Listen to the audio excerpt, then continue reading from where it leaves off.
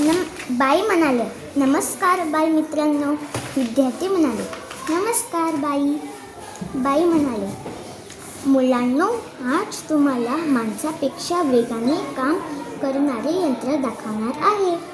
छाया, बापरे, माणसापेक्षा वेगाने किती मोठे असेल हे यंत्र, बघायलाच हवे. छाया, मंगेश, खरंच असेल का असे यंत्र पल्लवी?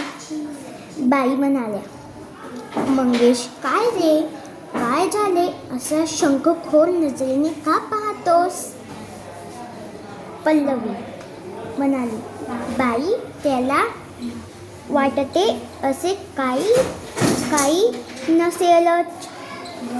बाई म्हणाल्या, चला तर माझ्यासोबत, मी तुम्हाला दाखवते. हे बघा, याला संगणक म्हणतात. सर्वच मुले आश्चर्यचकित नजरेने पाहतात.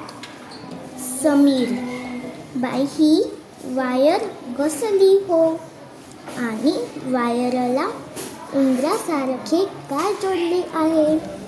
बाई म्हणाल्या, अरे, याला माऊस म्हणतात. इंग्रजीत उंदराला माऊस म्हणतात ना. सुनीता, बाई, हे इतके छोटे यंत्र कोणती कामे करते ते सांगा ना. बाई म्हणाल्या, हे बघा मुलांनो, संगणक छोटा आहे, परंतु तो खूप कामे करतो बरं. संगणकावर टाईप करता येते, गाणी गोष्टी ऐकता येतात, चित्रपट पाहता येतात,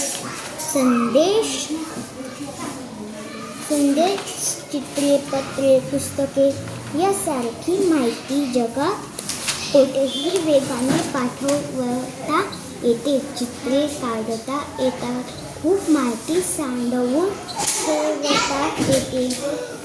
अक्षर, बाई, पुस्तकातील पाठ, चित्रे संगणकावर पाहता येतील का, ऐकता येतील का? बाई म्हणाली, हो. साहिल म्हणाला, बाई, आम्हाला ऐकवा ना मग. बाई म्हणाल्या, चला आपण ऐकूया. हळूचया हो हळूचया, ही कविता ऐकता आणि मुला फुलांचा संवाद दाखवता मुले आश्चर्यचकित नजरेने पाहतात. साहिल, बाई, खरंच किती छान, हा संगणक कसा लिहितो? बाई म्हणाल्या, मी दाखवते तुम्हाला. बाई कीबोर्डवर टाईप करतात आणि अक्षरे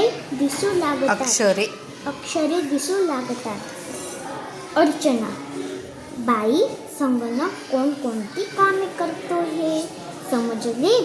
फारच करामती आहे हा संगणक. आता आम्ही संगणकाविषयी अधिक माहिती मिळवून तुम्ही करायला ना मदत. बाई म्हणाल्या, हो, पुढील वेळी आपण अधिक माहिती मिळवू.